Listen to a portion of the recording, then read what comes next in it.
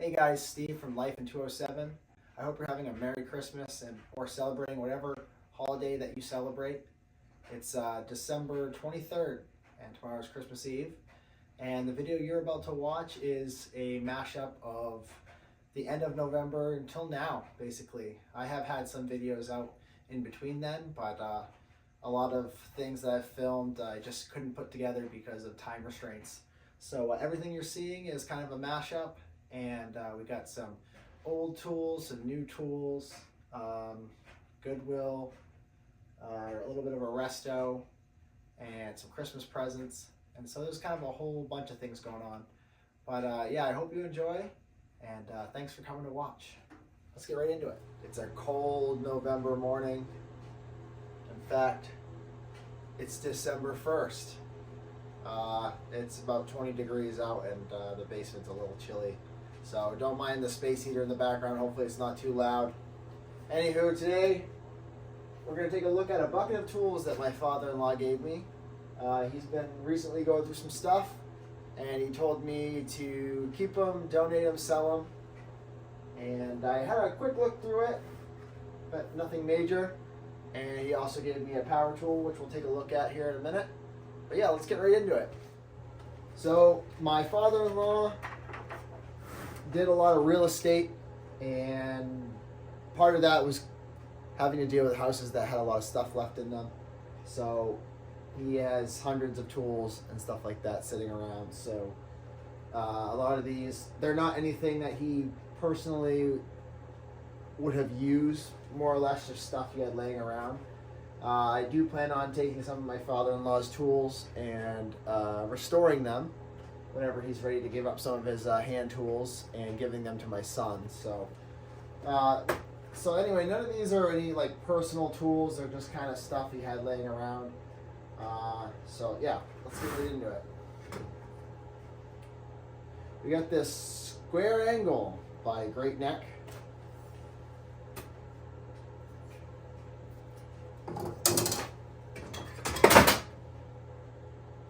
We got this UMAC, made in the USA, cop gun.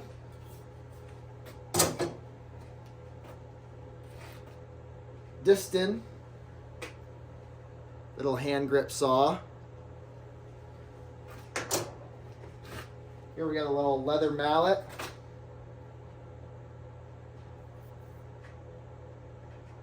Number 4. It does have some sort of marks on it, but they're pretty beat up.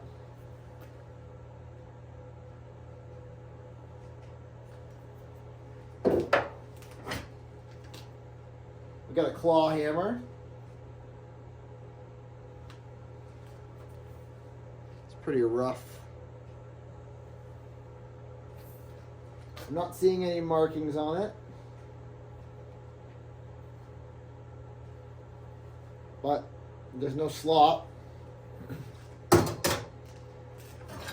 Oh boy.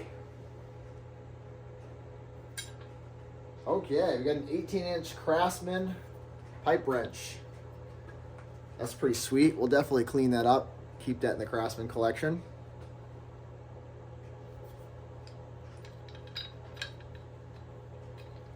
She needs to be taken apart and cleaned up. That's pretty sweet.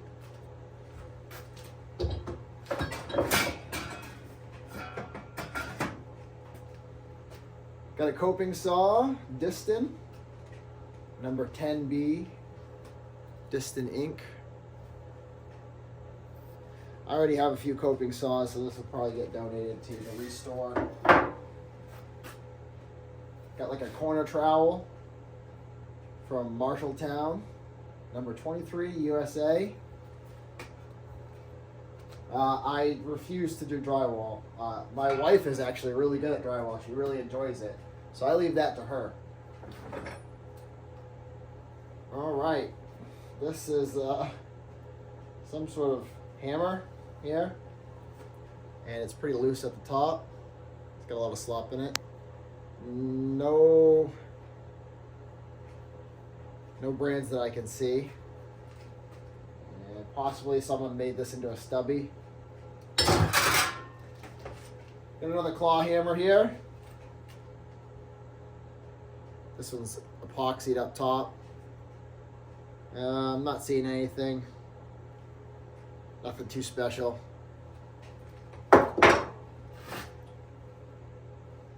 We have another pipe wrench here, and it has a sticker on it for $3, or it did until I peeled it off. I cannot tell. There is markings on here.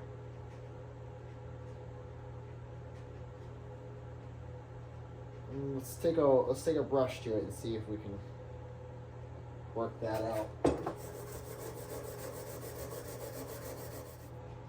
Well, it looks like it says Trimo, and then something Mont Manufacturing Co. on the handle, but we'll have to actually bring this to the wire wheel at some point to figure it out. It's got quite a bit of play in there. I know they need a little bit of play, but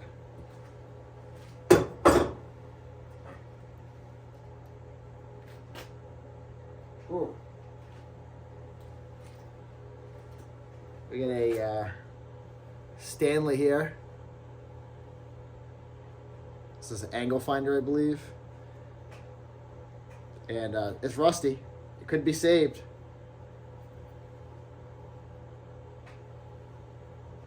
We'll see what we can do with that. That's probably something we'll keep.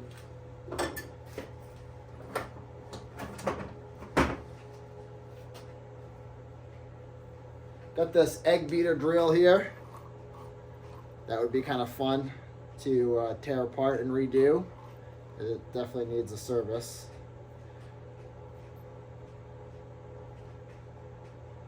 Yeah, it's pretty rusty. I can't seem to find anything on here. It's missing the cap, so it's missing any of the drill bits that it probably had in there.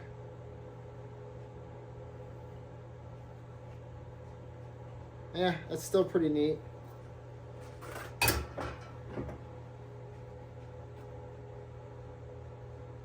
I don't actually know specifically what this is for, but it's a Stanley number 72.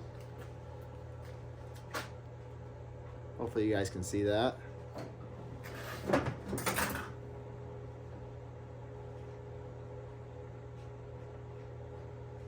All right, we got another little hammer here. There's some writing here, but it's just a warning. So,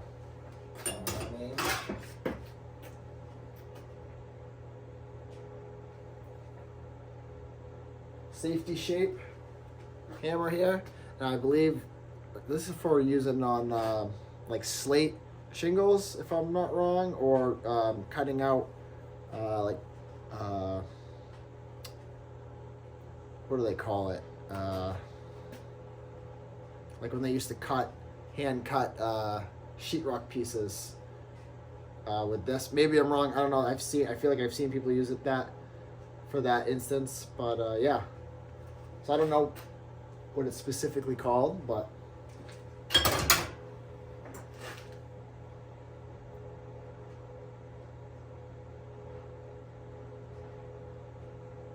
having a hard time reading what this says, but it says it was made in Lancaster, PA. And it says spring remover. So it's some sort of spring remover. That's pretty cool. Probably keep that.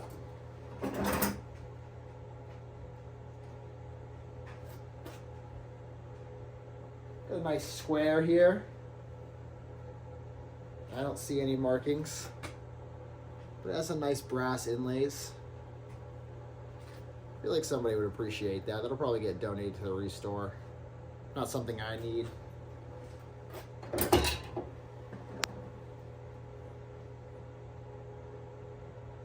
Here's a Stanley number 61. Little pocket ruler, I guess. Look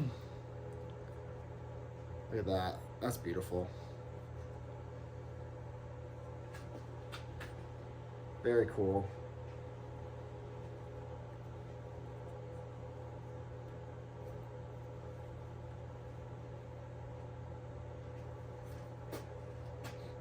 don't know if that could be saved or not. I'm sure it can. I'm sure it could be. I wouldn't want to do one of these. I feel like I'd ruin the marks on there. Really get to be very delicate when restoring these. We got a really mangy chisel there. We got an always saw, pistol grip saw. Pretty sweet. Definitely excited to add that to the collection. That's awesome. We'll clean that up. Try to find some blades for it. Ultra Manufacturing Co., New York City. That's cool. Excited about that. I don't know what this is. You guys will have to help me. A Stanley. It's got 2 pin. Oh, if I don't drop it here. Yeah, I definitely don't know what this is for. I'd love to know, so please let me know in the comments. No idea.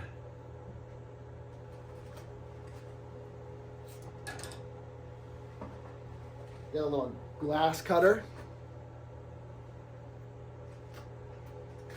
Best, made in the USA. Another mangy chisel there.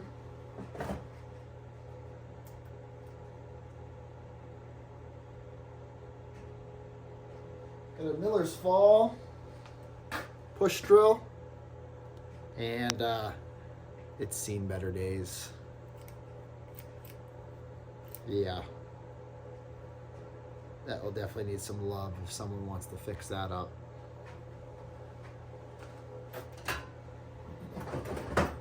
Got a folding rule here. This is a Lufkin. It's pretty neat. I'll probably keep that.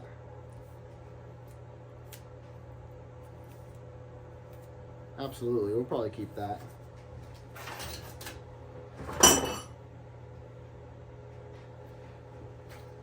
We got some snips here with the tip broken off. So unfortunately, I do believe these will just go to the scrap pile. I'm not seeing any, doesn't look like they're made by Wiss, so they may just be no name. So those will go to the scrap pile.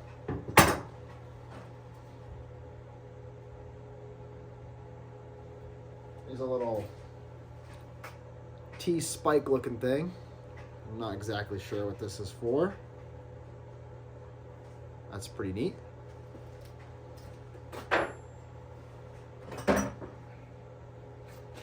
Large chisel.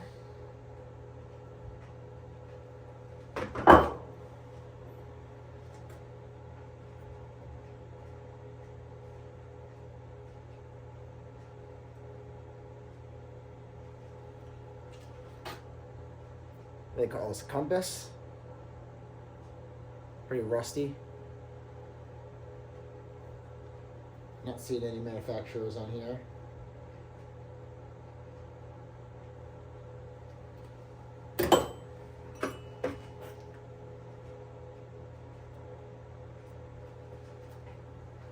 I don't know what this is, but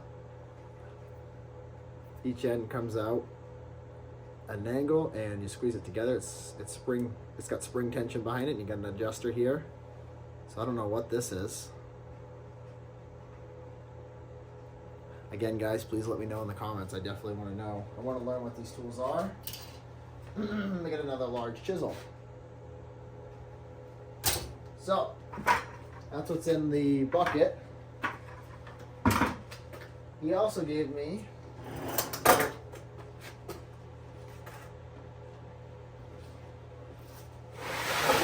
this Craftsman, Sears Craftsman router.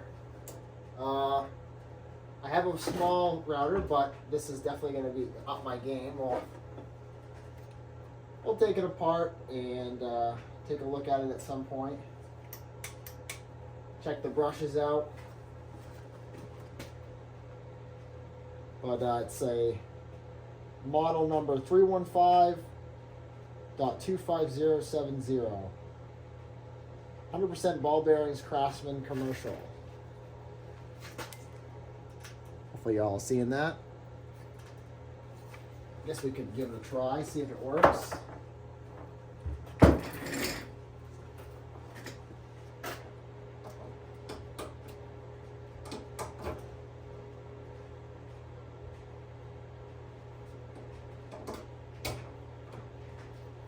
Let's see.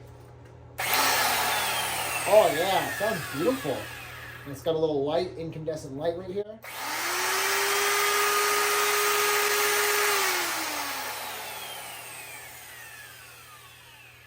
That thing sounds great. That's awesome. Very cool. Excited to have that. We got the nice little case. Unfortunately, it's got about 5 years worth of mouse piss on it. So, and it's got some stuff in the rear here I didn't see before. Oh, look at that. We got some old router bits in there. We'll have to check those out. Oh, and they're Craftsman branded. Sweet. Very cool. You got some of the accessories that go with it.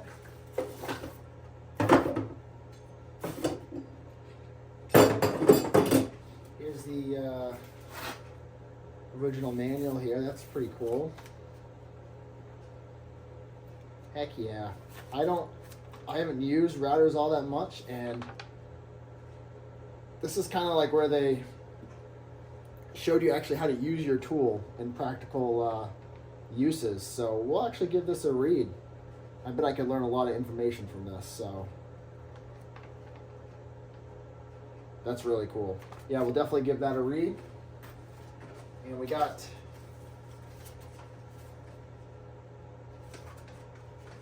see here.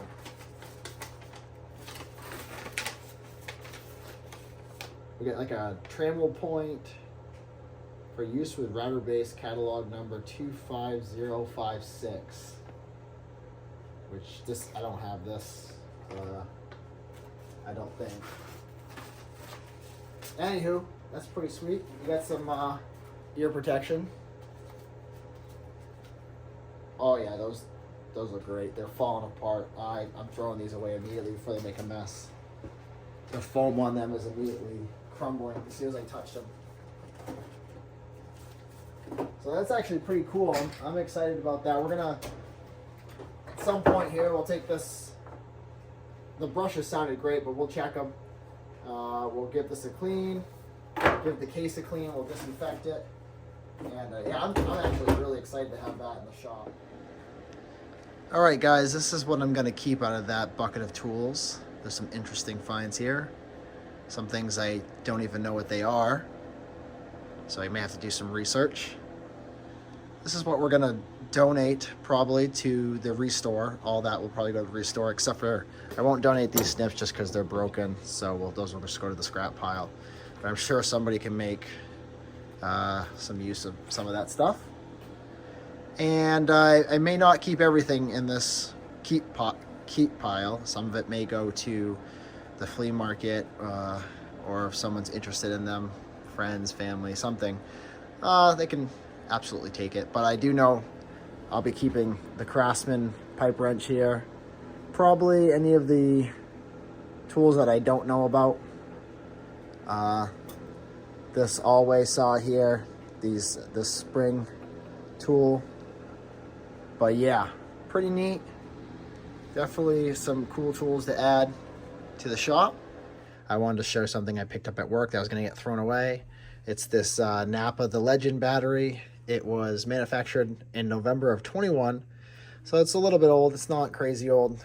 The person at work who's throwing away said it was dead, and it might be. I did test the voltage before I took it home because they were just going to core it out. I think it was roughly 11.5 volts. So I wanted to see if I could save it. I brought it home and I put it on my battery charger on 12 volt high for quite a while. And the battery actually got pretty warm. Probably shouldn't have cooked it as hard as I did, but we're gonna check the voltage real quick. And I also did put it on one of the cheap Harbor Freight float chargers while I was not able to do anything with it in the last week. Oops. And so we have 12.77 volts. So pretty good. It's been sitting on a float charger, like I said, so batteries aren't cheap, and so I'm going to try to save this and use it on something. We're going to check the load here. We're going to use our load tester that we got in one of the estate sale videos. And we are sitting a little bit over 12. And we're going to hold this for probably about 8 seconds under load and see. It's got 500 cold cranking amps, so we want to be basically right here. It looks like this is only rated up to 500 cold cranking amps, so we are going to see.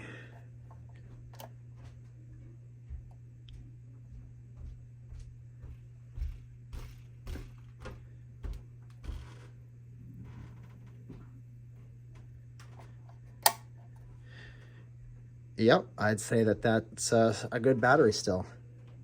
We got some smoke coming up, burning off the dust of the coil there for the load. But yeah, it's just climbing right back up. It ain't perfect, but it's slowly coming back up. We'll check our voltage here in a second. So that was a good 8 to 10 seconds there. So I'd say that battery is probably in serviceable condition.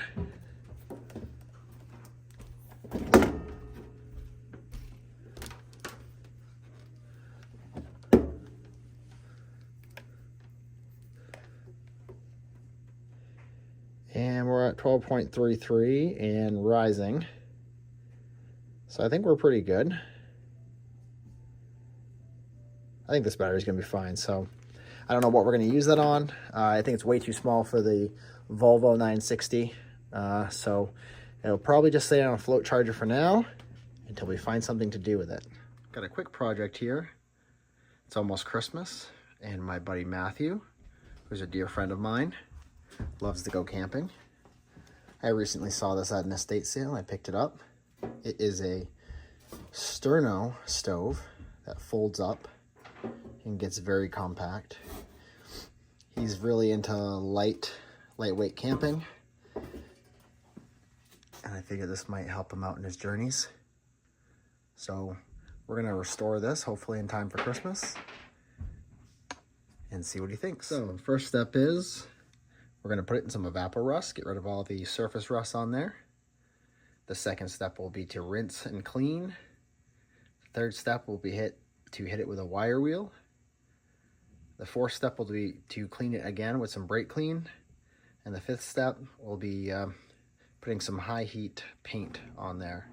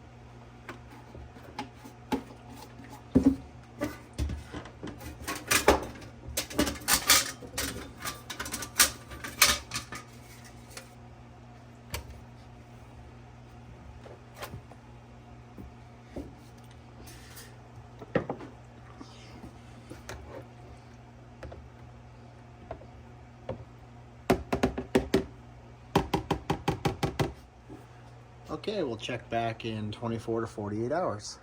Not that I should expect anything different, but these LED lights I've got from Harbor Freight, they're not the Braun. The Braun ones are actually pretty dang good, and I've been using them for quite a while. These might have been Braun, but they're the older style. This is the second one within a year that started doing this. And I don't believe there's a repair for this, at least without tearing it down. Is it even worth it? Completely disappointed. I'll have to put some of the newer brawn up there or find a different solution. All right, something I got for free that was getting scrapped is now getting sold. I'm gonna make $100 off this. This little Doosan pallet jack here. It can lift 5,500 pounds. I did have to take the handle off to transport it home. I cleaned it up a little bit, took some stickers off it, made sure everything functioned, and someone's coming to pick it up right now. So quick and easy, $100. All right, guys, it's been about 48 hours. So we're gonna check out this camping stove, this Sterno camping stove. It's coming out of the Evapo-Rust. That looks a lot better. Oh, it definitely ate up that paint, which might actually make my job a little easier. So we might just be able to wipe a lot of this paint off. Let's wipe this off and then we'll rinse it and we'll go from there.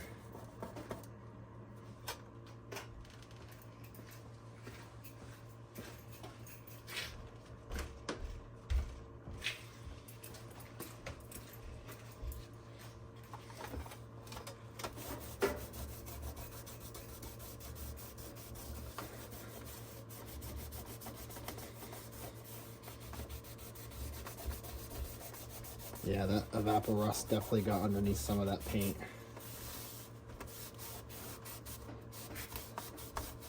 That's okay, we're gonna add our own paint anyway.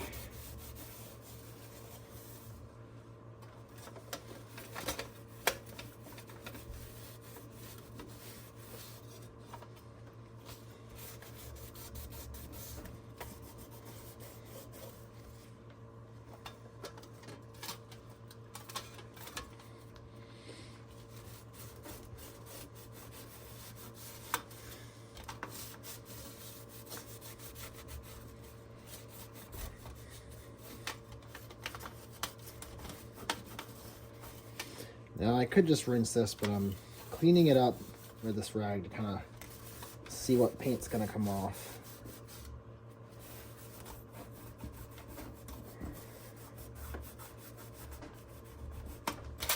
Because I'm just curious.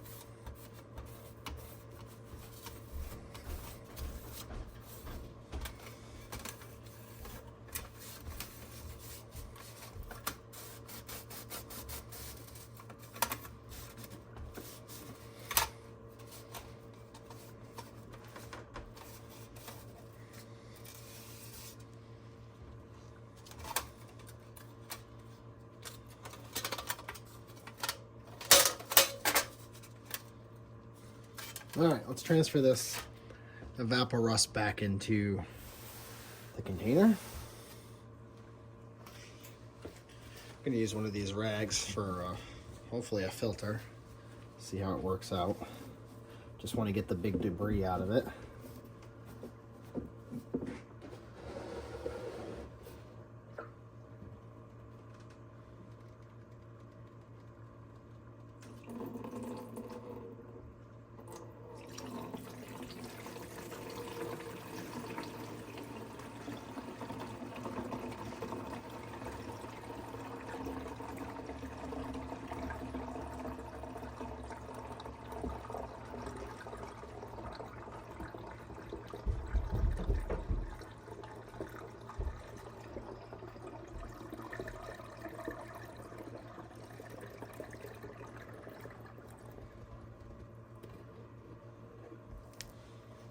Okay, we'll go wash out this bin here.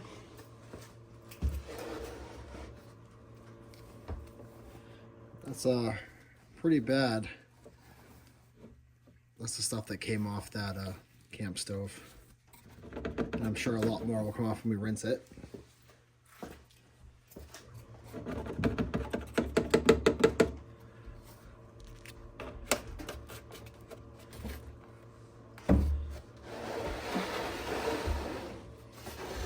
So we're gonna rinse the stove in some of this water here. And then we're gonna hit it with some brake clean to pull off any oils. And then we will probably hit it with the wire wheel and see how it does.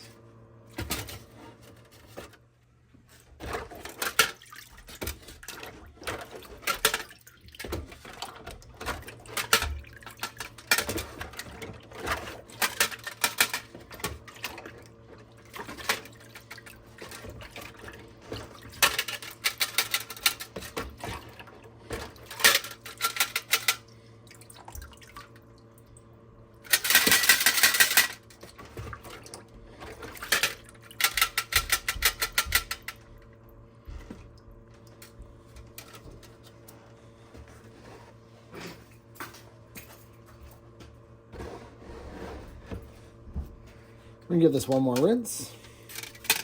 Some cleaner water.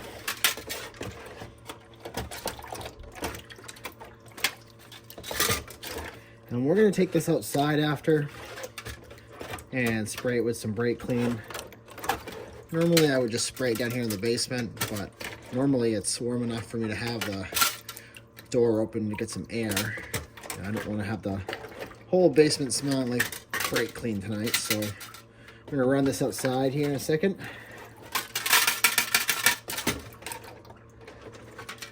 And we'll brake clean it. We'll come back and let it dry.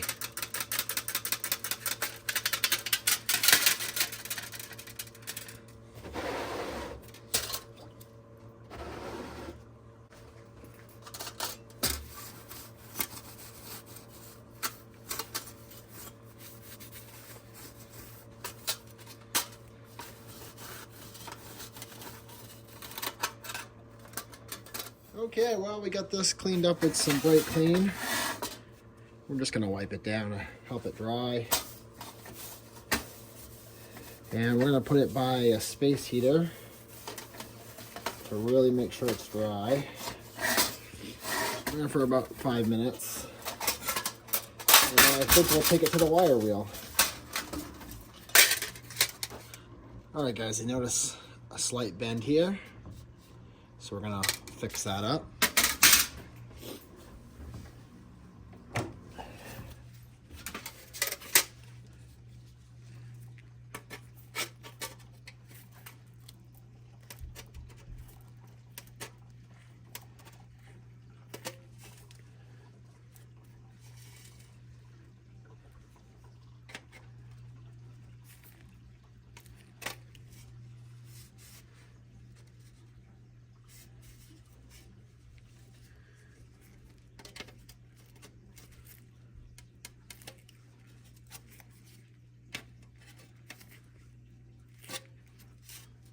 All right, we're gonna call that good. And just make sure it's completely dry, and then we'll get it on the wire wheel.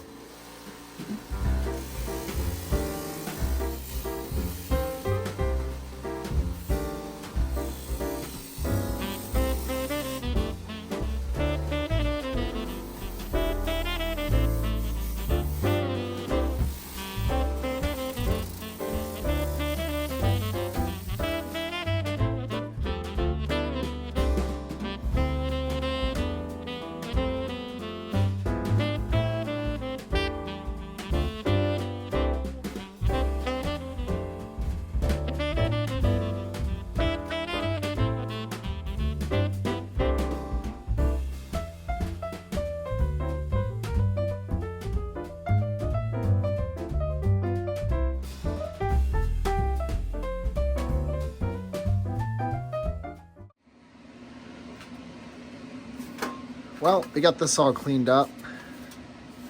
I just kind of roughed up the paint on the back side and the sides you're not going to see, just to give it some surface for the new high temp paint to adhere to.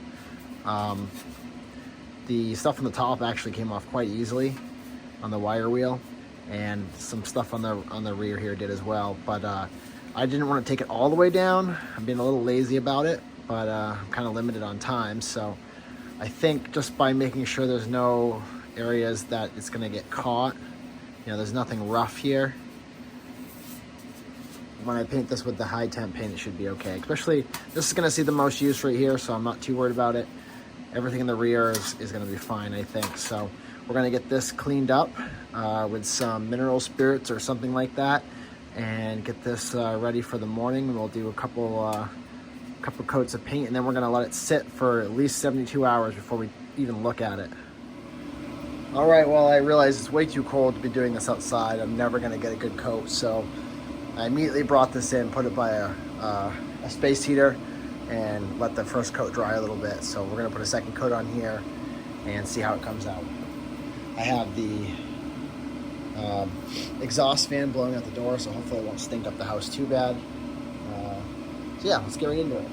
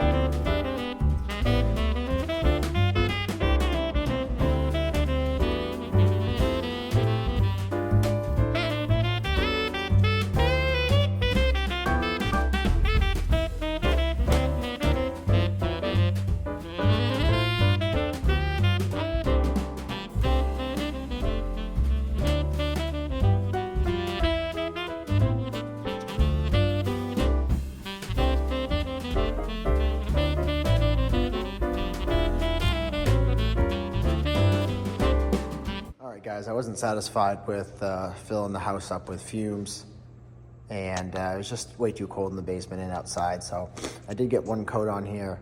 We're gonna do this at my work. I came in a little early. It's heated in the paint shop here, and there's a little bit more ventilation, so won't be smelling the fumes all day. So got this hung up on a wire here. Gonna get another coat, and then on my brakes we'll come and do an extra coat. Hopefully get this finished today.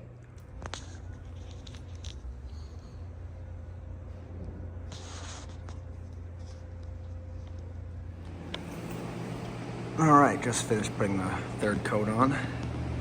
It's starting to come out nice. Certainly a lot easier when you're in a climate controlled area. All right guys, here's the final product. Has about 6 layers of paint. 6 coats, which I applied throughout the day at work during my various breaks or free time. It's not perfect. There's certainly still some pitting on top, but I don't need it to be perfect because it's going to get used out in the field. We did fix that little bend on there. Now I could technically go and touch this right now. In fact, I have. And usually you'll get that you touch your fingerprints on it, you'll get that sticky feeling. This actually was by a dryer all day at work, so it's very dry. I have no real fears of picking it up and touching it, but I do have to move it. I'm not going to collapse it, just so that the paint doesn't scrape, for about, I don't know, I want to say another 24 to 48 hours. But I think my buddy Matthew will like it. I don't know if he uses sternos or not,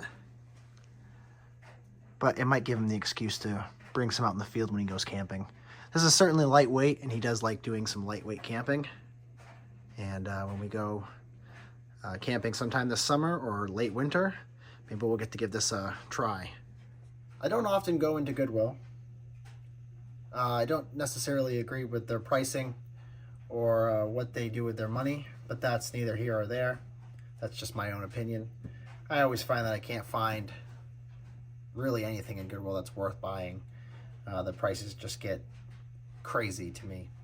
I've seen stuff that you could buy brand new down the road at Walmart for almost double the price at Goodwill. Same item and everything. It makes no sense to me, but it's nothing I can do about that.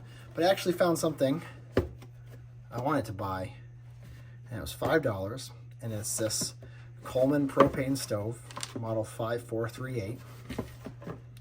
It was in the box. Is there a date on here? Looks like March of 1992. So I was 1 year old at this point when this was made.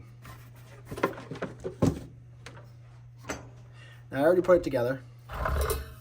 It came with the base and the burner. I had to supply my own propane cylinder. I'm gonna try it out.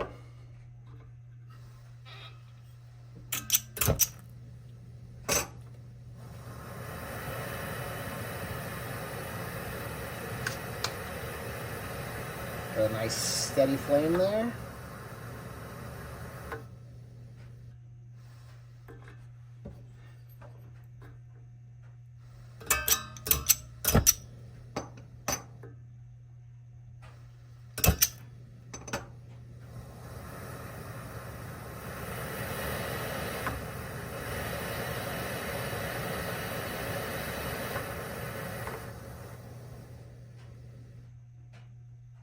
Certainly has a hard cutoff. You can't really get it all that low. It's about as low as I can get it. And it wants to die out. I suppose in the wind you probably wouldn't want to go much lower than this anyway, but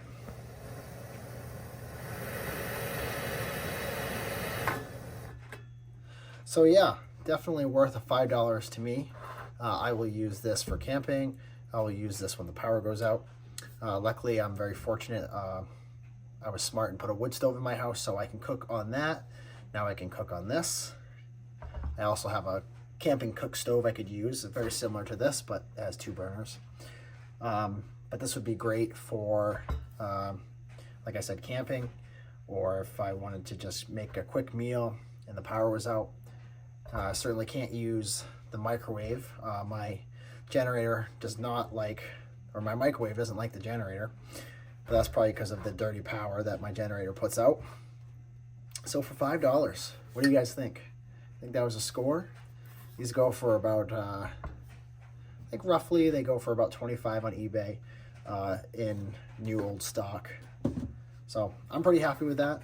Definitely going to be using this very soon. This year I picked up some tool-related gifts for friends and family.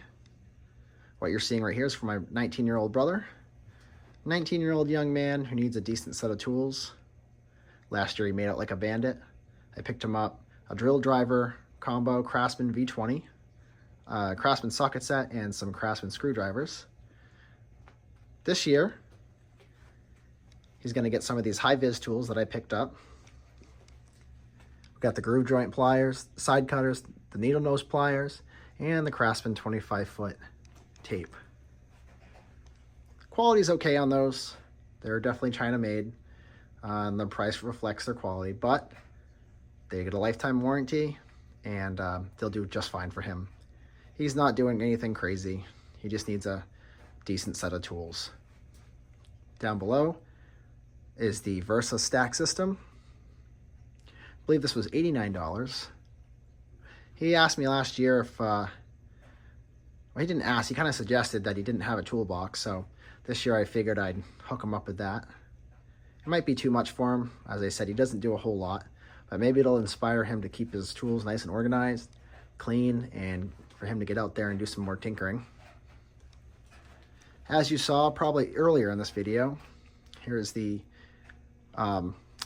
Sterno stove that we cleaned up and gave a fresh coat of high temp paint. This is from my really good friend Matthew, and I think he's going to enjoy this a lot. Over here, it's for my mentor Sean.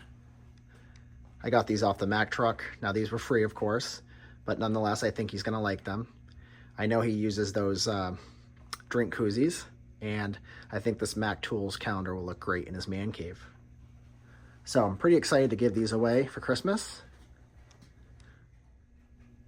Another gift I wanted to show was one of the gifts I got my son. He's 3.5, and can you tell that I like tools?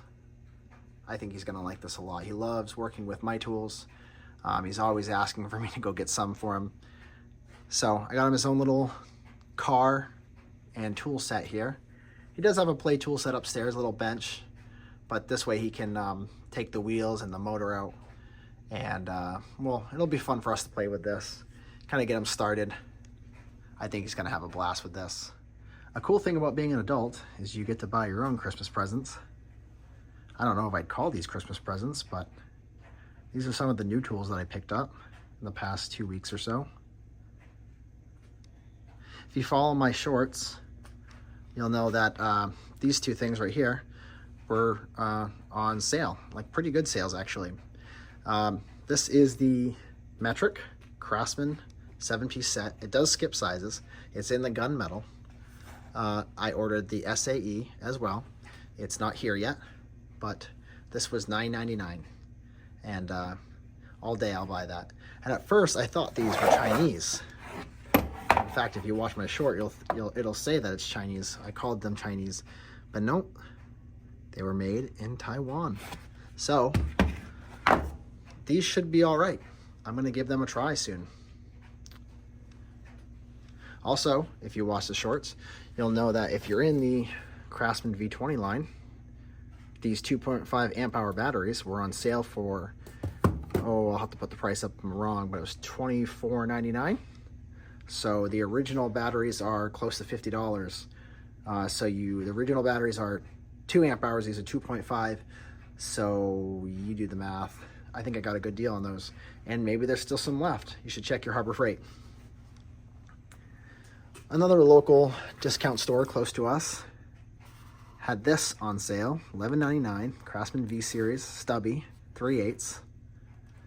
Absolutely grab that. There's actually, they had the full range of the V Series there, just like Lowe's, for a little bit cheaper actually.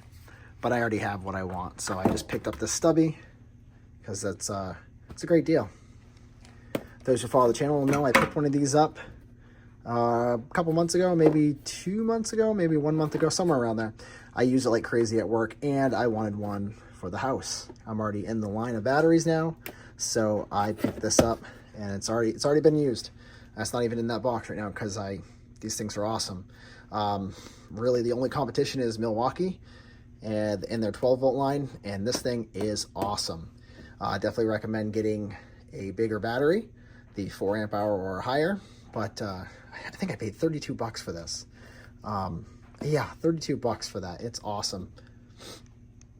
Got my free Harbor Freight bucket.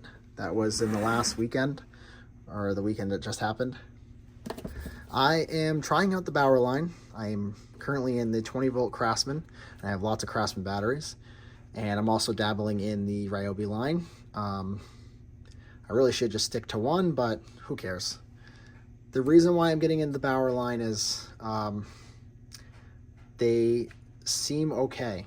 And I have the Hercules line at work, and I run the heck out of those, and they do a bang up job. I'm gonna give the Bauer a chance, especially their brushless stuff.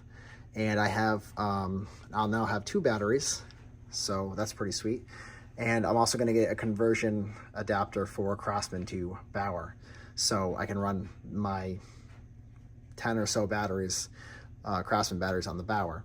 My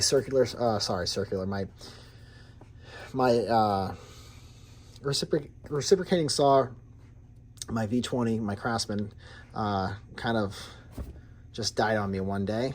It was a brush tool, so not surprising. I think I burnt out the brushes, and I took the motor apart, took the whole thing apart, and the motor was all burnt up. So, and getting the motor for it is roughly is the same price as getting a new reciprocating saw. So, gonna try this out, see how it works out. Of course, I got the starter kit, so now I have 2 5 amp hour batteries, and I have the Hercules heat gun, and I love it.